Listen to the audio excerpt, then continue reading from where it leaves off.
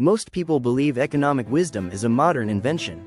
They assume it began with Adam Smith, or Karl Marx, or perhaps with economists arguing over inflation charts and interest rates on television. It's a comforting story, that we slowly figured money out, that history progressed toward clarity, that today's financial systems are the result of centuries of improvement.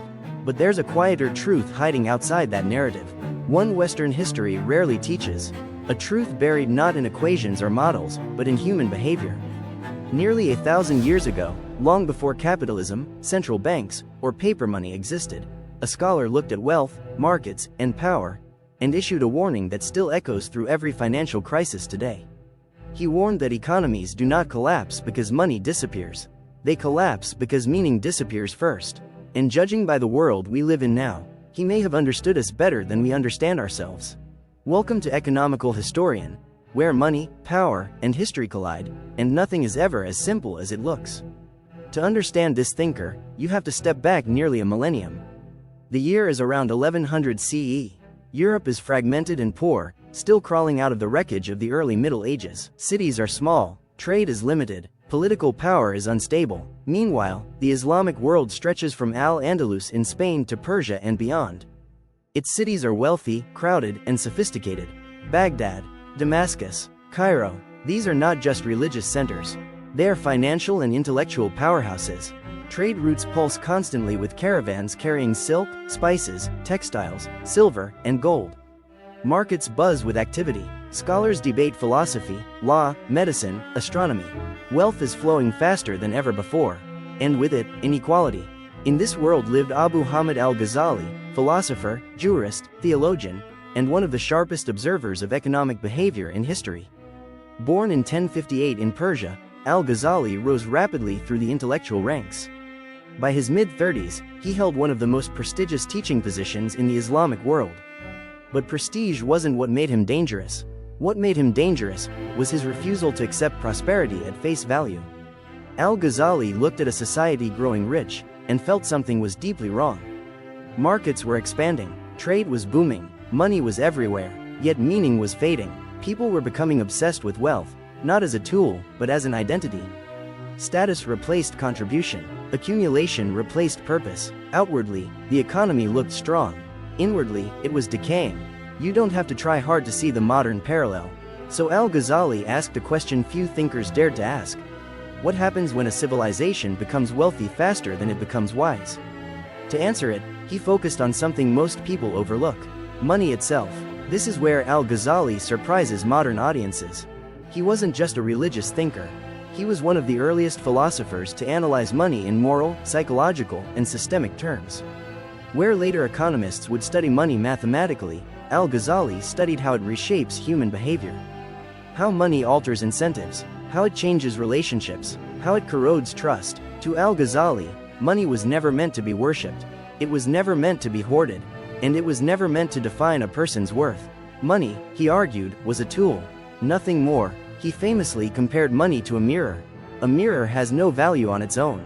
Its worth comes entirely from what it reflects. Money is the same. Its power lies not in gold or silver, but in what it allows people to exchange, build, and cooperate on. This idea sounds modern, but Al-Ghazali was writing it in the 11th century, when much of Europe still understood wealth mainly as land or conquest. And from this foundation emerged one of his most important insights: hoarded money as dead money. To Al-Ghazali, wealth locked away in chests, hidden in rooms, or buried in courtyards wasn't merely unproductive. It was socially destructive. Idle wealth does not circulate. It does not pay workers. It does not fund trade. It does not support families.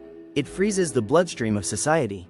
Scarcity appears, not because resources are gone, but because circulation stops. Prices distort, markets seize up, people suffer. This was not a moral complaint. It was a systemic diagnosis. When wealth stagnates at the top, the entire economic body weakens from the inside. A critique that fits perfectly into today's debates about inequality, without changing a single word. From hoarding, Al-Ghazali turned to speculation. And here, his language becomes sharp. He had no patience for merchants who manipulated prices, created artificial shortages, or exploited crises for profit. To him, speculation was not intelligence. It was corruption, profit without contribution, Whoever profits from the suffering of others, he wrote, profits from corruption. And corruption, in his view, does not remain isolated. Once tolerated, it spreads. From individuals to markets, from markets to institutions, from institutions to the entire society. If this sounds like commentary on modern financial bubbles, predatory lending, or crisis profiteering, it is. Just written 900 years earlier. But Al-Ghazali was not anti-business. He believed strongly in trade. He believed markets were natural and necessary. He believed wealth could be meaningful, even noble. His true enemy was dishonest exchange, cheating, false weights, concealed defects, manipulated information. Markets, he argued, function only when participants trust one another.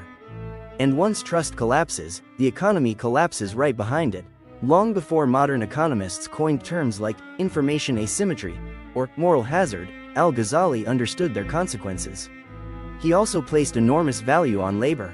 Work, he believed, was inherently dignified. Money earned through effort built character. Money gained through manipulation destroyed it.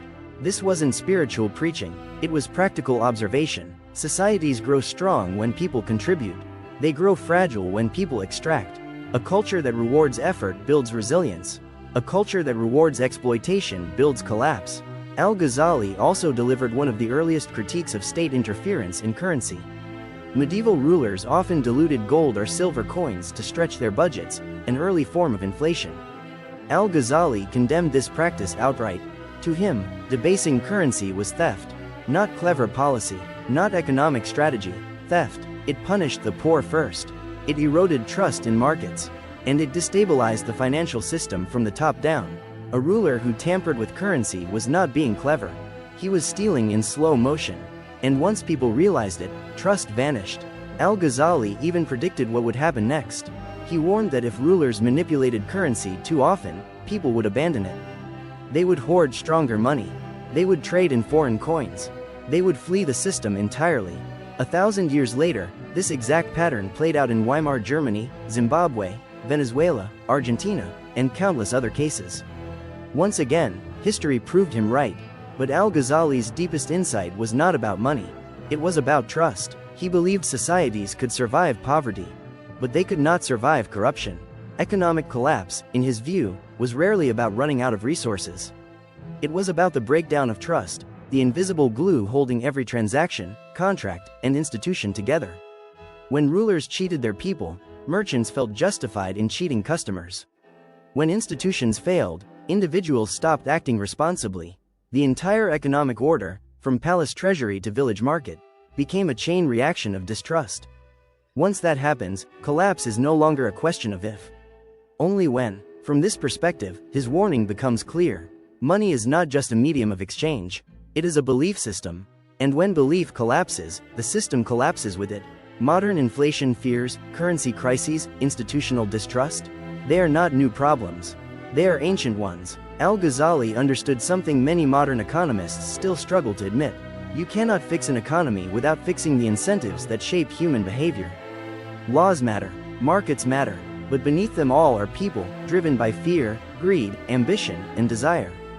Unless incentives reward honesty and contribution, corruption becomes normal. And once corruption becomes normal, collapse is already underway. That is why Al-Ghazali's ideas matter today. We live in an era of record debt, speculative excess, widening inequality, declining trust in institutions. Money moves faster than meaning. Markets reward extraction over contribution. Stability feels increasingly fragile. Technology has changed, human behavior has not. Al-Ghazali would not be shocked by the modern world. He would simply repeat what he wrote 1,000 years ago. Where justice is lost, prosperity cannot remain. History does not repeat itself exactly, but if you don't understand it, it will crush you all the same. If this gave you a new perspective, consider subscribing. Because understanding money isn't about getting rich. It's about understanding the forces that decide whether civilizations survive.